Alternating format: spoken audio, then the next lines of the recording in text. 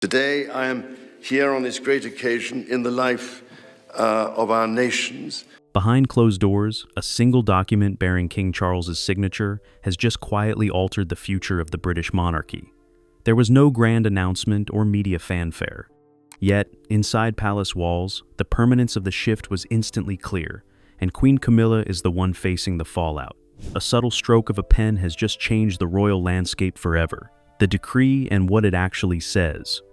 There is a particular category of royal document that receives almost no public attention at the moment of its creation. Not because it is unimportant, quite the opposite. These are the documents that matter most.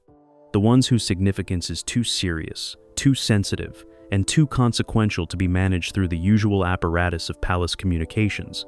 They are prepared quietly, signed without ceremony, filed in the relevant institutional records, and allowed to exist in the background, doing their work, until the circumstances that make their contents relevant finally arrive. The decree King Charles signed in the second week of February 2026 falls squarely into that category. It was not announced. It did not generate a press release or a briefing to the royal correspondents who cover the palace's official activities. It appeared in the institutional record in the way that the most significant royal documents always appear, quietly, with no fanfare attached to its arrival and no public explanation of what it contained or why it had been deemed necessary at this particular moment. But inside the palace, its arrival was anything but quiet, because the people with access to the institutional records understood immediately what they were looking at. And what they were looking at was a document that addressed, with the kind of formal legal precision that leaves no room for subsequent reinterpretation, the question of Camilla's position and protections inside the monarchy after Charles's reign ends. To understand what the decree actually says, you have to understand something about the legal framework that governs the position of a queen consort in the British constitutional system. It is, on the surface, a position of considerable status. The wife of a reigning monarch occupies a role of significant institutional standing. She has official duties. She has staff. She has access to royal residences and participation in state occasions that places her at the very center of public royal life. But that position is entirely dependent on the reign of her husband. It does not survive his death in the same form. When a king dies, his queen consort does not remain queen consort. She becomes queen dowager. And the specific protections, privileges, and institutional arrangements that governed her life during the reign must be formally addressed in documents that determine what carries forward and what does not. Those documents, in normal circumstances, are prepared and managed through a process that involves the monarch, his legal advisors, and the relevant household authorities. They are not typically prepared while the monarch is still in reasonable health and still actively reigning. They are the kind of thing that becomes urgent when a reign is clearly approaching its end. The fact that Charles signed this particular decree in February 2026 is therefore, in itself, a statement. A statement about how Charles and the people closest to him are currently assessing the trajectory of his health and his reign.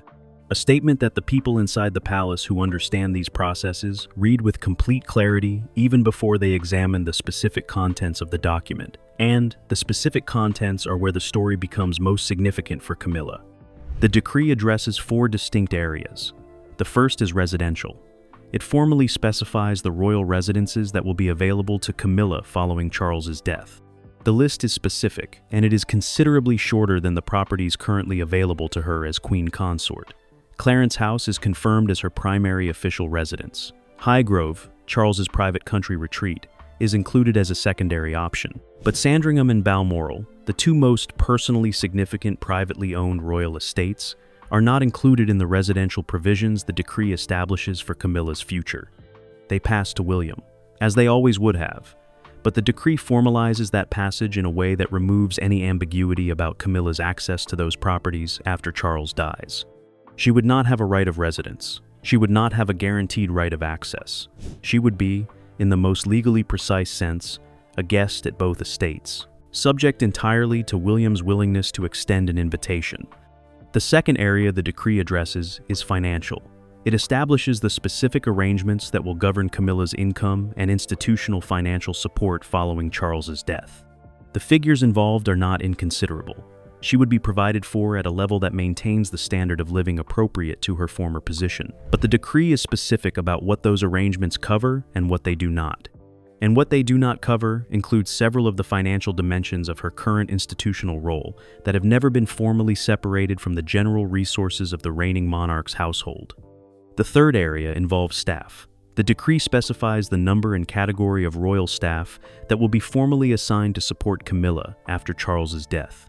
The number is significantly smaller than the household she currently manages as queen consort.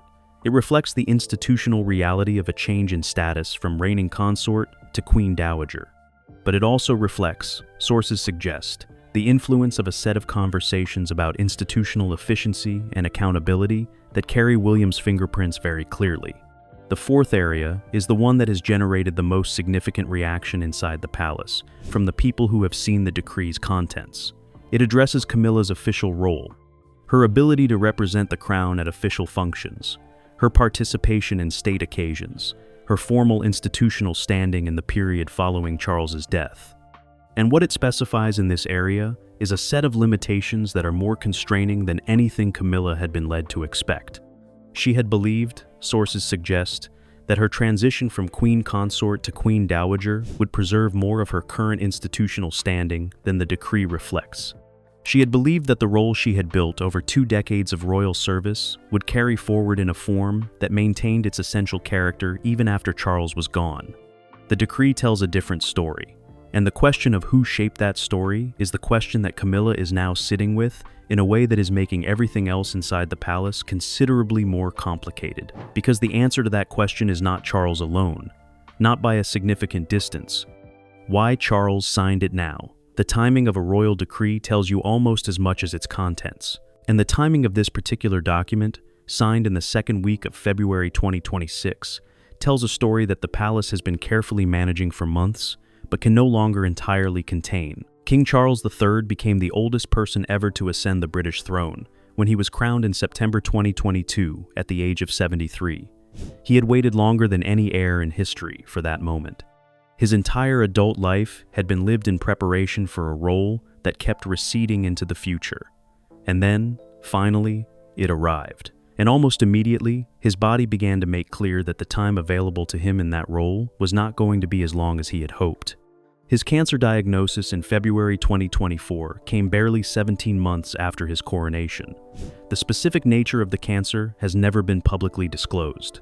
What has been disclosed, through the careful and measured communications that the palace has deployed around the subject, is that treatment began immediately, and that Charles has continued his public duties throughout. That combination of information, treatment, ongoing, and duties continuing, has been designed to project stability, to signal that the king is fighting and functioning and that the succession is not imminent. But inside the palace, the picture that those closest to Charles see on a daily basis is more complex than the public communications suggest. Sources describe a man whose physical condition has fluctuated in ways that have generated genuine concern among his most senior advisors. Weeks of relative stability, followed by periods of visible fatigue and reduced capacity that have required adjustments to his schedule that are not always publicly acknowledged. A pattern that reflects the reality of managing a serious illness while maintaining the visible performance of a functioning reign. It was that pattern, and a specific period of more acute concern in the weeks immediately preceding February 2026, that prompted the conversations that ultimately produced the decree. Charles had been advised, sources confirm, by both his medical team and his most senior legal advisors that certain institutional arrangements needed to be formalized while he retained the full capacity to make the decisions they required. That waiting was not in anyone's interests. That the documents which would govern the transition from his reign to William's needed to be prepared and signed with the clarity and completeness that only a reigning monarch in full possession of his faculties could provide. Charles received that advice and accepted it, not easily, not without the particular kind of pain that comes from confronting, in formal legal documents, the reality of what your declining health means for the people around you and the institution you have given your life to. But he accepted it, because he is, at his core, a man who understands duty, who has demonstrated across 7 decades of public life that when the institution requires something of him, he delivers it regardless of the personal cost. The decree was prepared across a period of approximately 6 weeks, Multiple drafts were reviewed. Legal advisors from the Privy Purse, the household's constitutional office, and Charles's personal legal team were all involved in its preparation. And at some point during that preparation process, another voice entered the conversation. A voice that the official record of the decree's development does not formally acknowledge, but that sources familiar with the process describe as having been present and influential from a relatively early stage. William's involvement in the preparation of the decree is a subject that requires careful handling, because the formal position of the palace, to the extent that it has any formal position on a document it has not publicly acknowledged, is that the decree reflects the king's own considered wishes for the institutional arrangements that will govern the transition from his reign, that it was prepared by the relevant legal authorities under Charles's direction and signed by Charles alone. That formal position is not inaccurate. Charles did direct the process. Charles did sign the document. The wishes the decree reflects are genuinely his, in the sense that he reviewed and approved every element of its contents before putting his name to it. But the conversation about what those contents should include, and the specific provisions that shape the decree's most consequential clauses, did not happen only between Charles and his legal advisors. Sources with knowledge of the preparation process describe a series of meetings in December 2025 and January 2026, in which William was present. Meetings in which the specific provisions affecting Camilla's future residential arrangements, her financial support, her staff allocation, and her official role were discussed in detail by both the king and the heir. Those meetings were not secret exactly. They were not hidden from the relevant household authorities or conducted outside the formal processes that govern the preparation of significant royal documents. But they were not publicized, and Camilla was not present at them. She was not informed of their specific contents during the period when they were taking place. She was not consulted about the provisions being developed that would most directly affect her own future. That absence is significant. A queen consort being excluded from the conversations that will determine the specific terms of her institutional future after her husband's death is not a standard arrangement. It is a deliberate one. And the deliberateness of that exclusion reflects something important about the dynamic between Charles, William, and Camilla that has been developing throughout this period of the reign. Charles made a choice. He chose to prepare this document in conversation with William rather than in consultation with Camilla. He chose to sign it in the form that those conversations produced, and he chose to present Camilla with its contents after it was signed, rather than before. That sequence of choices tells you more about where Charles's priorities lie in the final chapter of his reign than any public statement he has made or is likely to make. And for Camilla, the specific contents of what he signed represent a future that looks considerably different from the one she had been preparing herself for. What Camilla stands to lose. When Camilla married Charles in April 2005, she entered an institution that had spent the better part of a decade treating her as the central villain of one of the most public marital breakdowns in modern history. The public's grief over Diana had never fully separated itself from its anger toward her. And inside the palace itself, there were courtiers and staff members whose loyalty to Diana's memory made their relationship with Camilla complicated from the very beginning. She built her position anyway, slowly, carefully, and with a discipline that those who watched it up close describe with genuine respect, regardless of their personal feelings about how she came to be there. She took on duties that nobody required her to take on. She showed up to engagements that offered no obvious personal benefit and considerable personal exposure. She built relationships with charitable causes that became genuinely important to her rather than remaining the performative gestures of someone going through institutional motions. And it worked.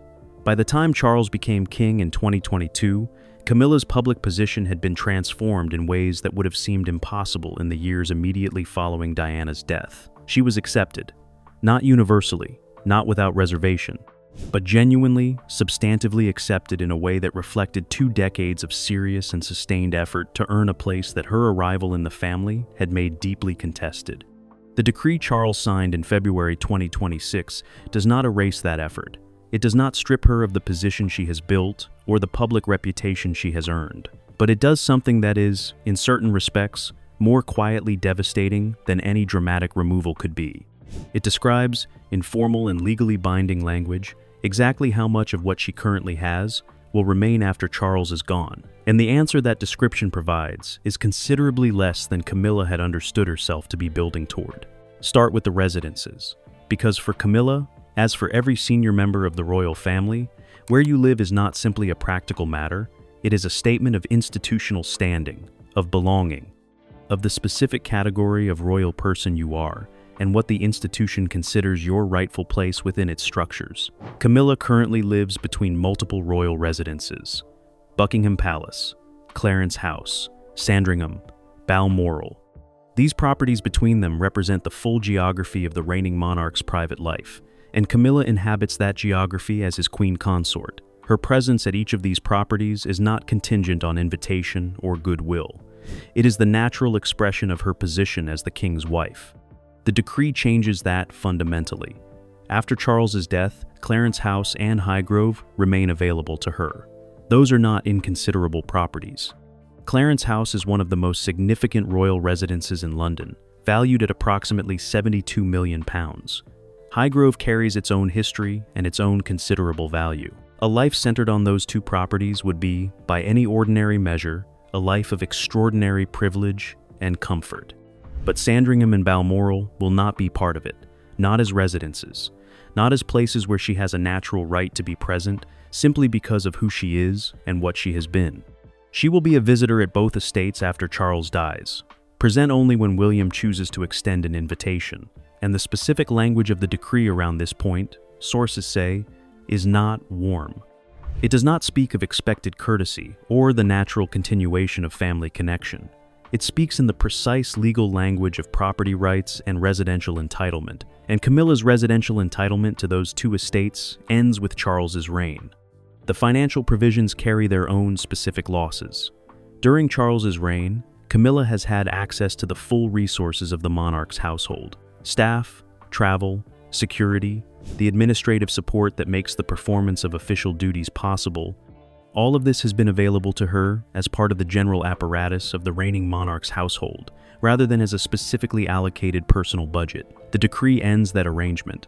After Charles's death, Camilla will receive a formally specified annual financial provision. Sources familiar with the figure describe it as appropriate to her former position, but significantly less than the effective resources she currently commands as queen consort. The specific difference is not simply about the total amount. It is about what the money covers and what it does not. Staff numbers that currently operate without formal limit will be capped. Travel arrangements that currently reflect the full logistical support of the reigning household will be reduced to what is appropriate for a former consort. And the administrative infrastructure that has supported her public role will be scaled back to reflect a level of institutional activity that is considerably smaller than what she currently manages. But it is the fourth area of the decree, the provisions around her official role and institutional standing, that sources describe as the most personally difficult for Camilla to absorb, because that area addresses the question of who she will be, not just what she will have after Charles is gone.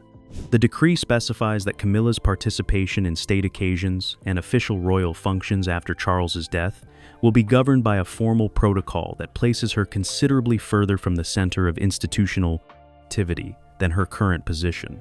She will not be excluded from royal life entirely. She will attend certain occasions. She will maintain certain formal connections to the causes she has championed. But the decree is specific about the boundaries of that participation in a way that makes clear she will be navigating royal life as a former consort, rather than as an active institutional figure. That distinction matters enormously in the language of royal standing. It is the difference between being part of the institution and being adjacent to it, between having a formal role and having a courtesy presence, between belonging and being accommodated. Camilla has spent 20 years building toward belonging. The decree tells her, in formal and legally binding terms, exactly where that belonging ends, and the person whose influence shaped those terms most significantly is not the man who signed it. William's hand in the decree. There is a particular kind of influence that does not announce itself. It does not arrive with demands or ultimatums or the kind of visible pressure that generates confrontation and resistance. It arrives through presence, through the quiet, consistent articulation of a position in the right rooms at the right moments, through the patient, methodical work of shaping a conversation over weeks and months, until the conclusions that conversation produces reflect the priorities of the person who shaped it most carefully. That is how William's influence on the decree that Charles signed in February 2026 operated. And understanding it requires understanding something important about the relationship between Charles and William at this particular moment in the reign. A relationship that has shifted across the preceding 18 months from the traditional dynamic of monarch and heir into something considerably more collaborative and considerably more equal than the formal constitutional positions of the two men would suggest. Charles has been, by every account of people close to him, increasingly deferential to William's judgment on matters connected to the institution's future. Not on every matter, not in ways that represent a formal abdication of his authority as king, but in the specific category of decisions that will shape the monarchy William inherits. Charles has been listening to his son with a seriousness and a receptiveness that reflects his clear-eyed understanding of where the institution's future actually lies. The conversations about the decree began, sources confirm, in December 2025.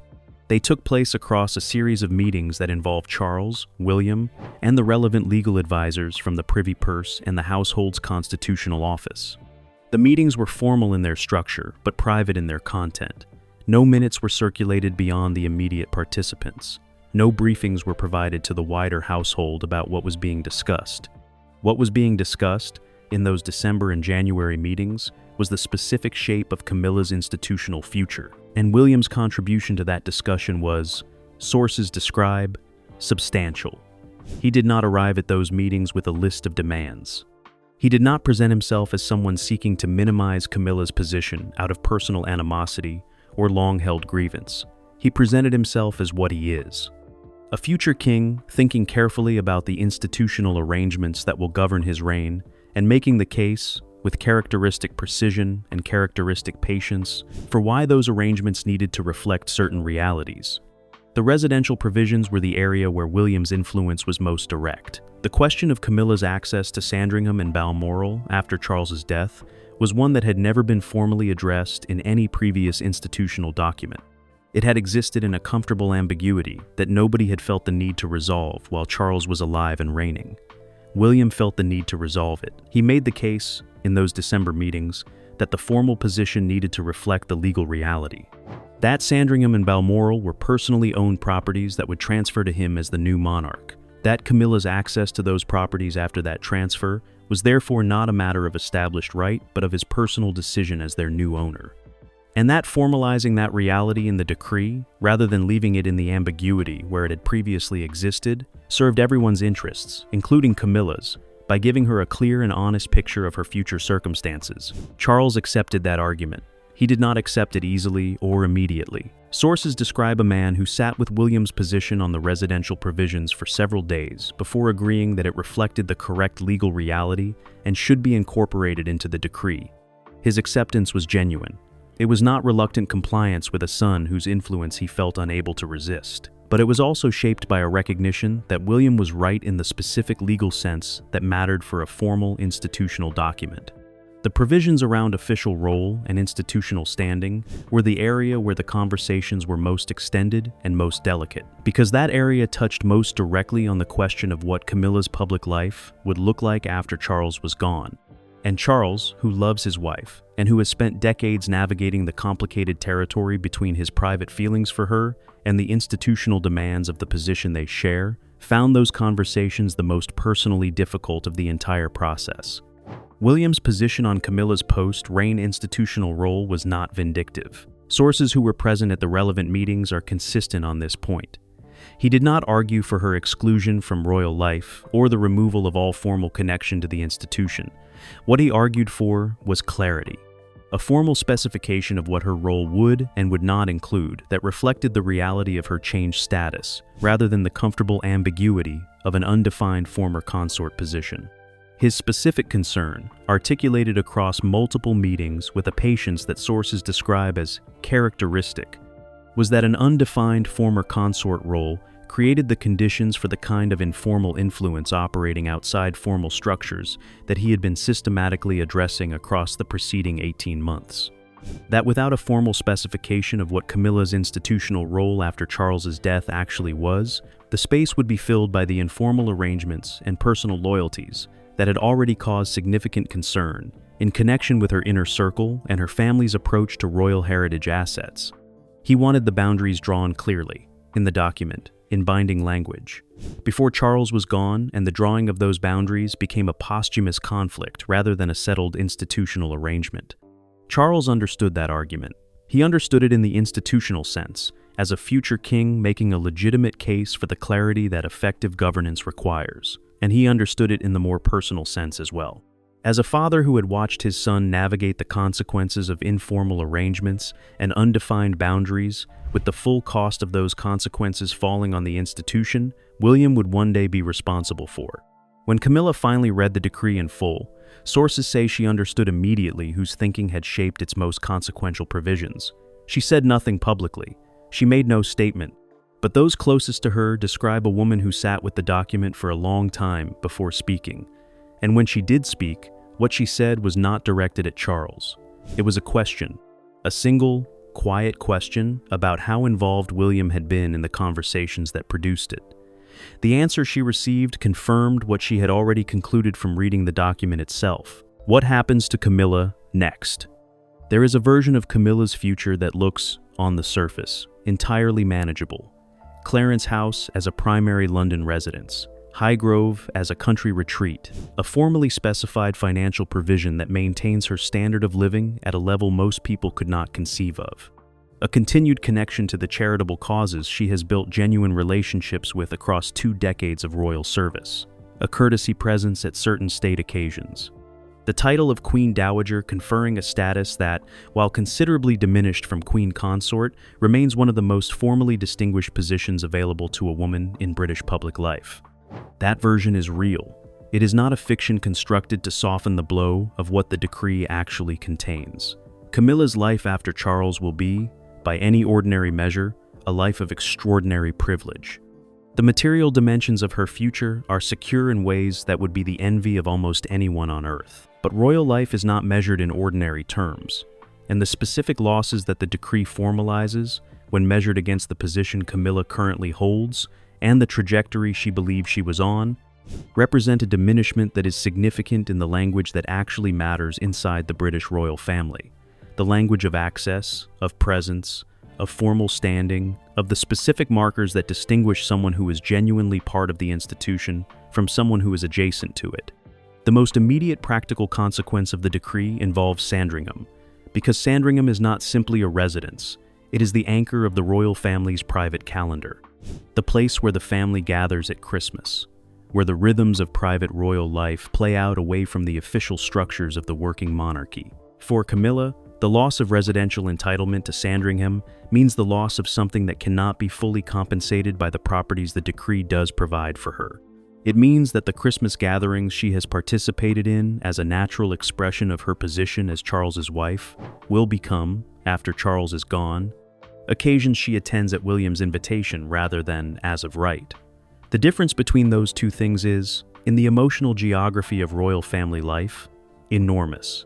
One is belonging, the other is being accommodated, and everyone inside the family, including Camilla, understands that difference with complete clarity. The financial provisions carry a different kind of practical consequence. The reduction in effective resources that Camilla will experience after Charles's death is not simply about having less money in an absolute sense. It is about what the reduction in resources means for her ability to maintain the public role she has built. Staff numbers affect what you can do and how you can do it. Travel arrangements affect which engagements you can attend and at what level of logistical support. Administrative infrastructure affects whether the charitable work you have built genuine relationships around can continue at the scale and the effectiveness that has made it meaningful. Sources familiar with the specific provisions describe a financial framework that will require Camilla to make significant choices about which dimensions of her current public activity she can sustain and which will have to be reduced, discontinued. Those choices have not yet been made. The decree has only recently been signed, and its contents are still being absorbed by the people most directly affected by them. But the reality of having to make them, of having to decide what to prioritize within a formal resource constraint that did not previously exist, represents a fundamental change in how Camilla approaches her public role. The provisions around official role and institutional standing will produce the most visible changes in Camilla's public life. Currently, as Queen Consort, she appears alongside Charles at state occasions as an equal presence. She occupies the formal space that the institution designates for the monarch's consort, with all the visibility and ceremonial significance that entails. She is photographed, she is covered, she is understood by the watching public as a central figure in the royal story. After Charles's death, the decree specifies a participation in official occasions that is formal but peripheral rather than central. She will attend certain events. Her attendance will be noted and covered, but she will not occupy the space she currently occupies. She will not be the woman beside the king. She will be a former consort present through courtesy rather than through constitutional role. And the public's attention, which currently distributes itself across the royal family, with Camilla receiving a significant portion, will redistribute in ways that reflect the new institutional reality. William and Catherine will be at the center. Princess Anne, in whatever capacity her health and energy permit. The younger generation of working royals, and somewhere in the wider frame, present but no longer central, Camilla. For a woman who has spent 20 years building a central position inside one of the world's most watched institutions, that redistribution is not a trivial thing to contemplate. It is not simply a matter of ego or status seeking. It is the concrete expression of a change in who she is within the only world she has inhabited as an adult of public significance. What sources describe as Camilla's current state, in the weeks following her reading of the decree, is a mixture of private grief and public composure that those who know her well recognize as the mode she has always deployed when the gap between her private feelings and her public obligations is at its widest. She continues her schedule. She fulfills her engagements. She appears, to the public eye, as the composed and committed queen consort she has always presented herself as being, but privately, sources confirm, she is sitting with the knowledge that the future she worked toward across 2 decades is not the future the decree describes, that the position she built with such sustained and disciplined effort will not carry forward in the form she believed it would, that the protections she assumed her marriage to Charles had secured for her long-term institutional standing are more limited and more conditional than she had understood them to be. William knows this. He is not unaware of the personal costs that the decree's provisions represent for Camilla. He is not indifferent to the human dimensions of a situation that he shaped through his participation in the conversations that produced it. But he is also clear-eyed about why those provisions were necessary, about what the alternative, an undefined former consort role with no formal boundaries and no clear specification of what it did and did not include, would have meant for the institution he is preparing to lead. He made his case. Charles accepted it. The decree was signed. And Camilla is now living with the consequences of a document whose most consequential clauses bear the unmistakable imprint of a future king who has already decided, with complete clarity and complete conviction, exactly what the monarchy he inherits is going to look like. The decree is signed, the future it describes is fixed, and Camilla's place within that future is now formally, legally, and permanently defined in terms that leave very little room for the kind of informal renegotiation that has characterized so much of her navigation of royal life until now. Some doors, once closed formally, do not reopen, and the decree King Charles signed in February 2026 has just closed several of the most significant ones. Charles signed the document, William shaped it, and Camilla read it in silence. That sequence tells you everything about where the power inside the British monarchy currently sits and where it is going. The decree is not just about Camilla's future. It is about who is already deciding what that future looks like.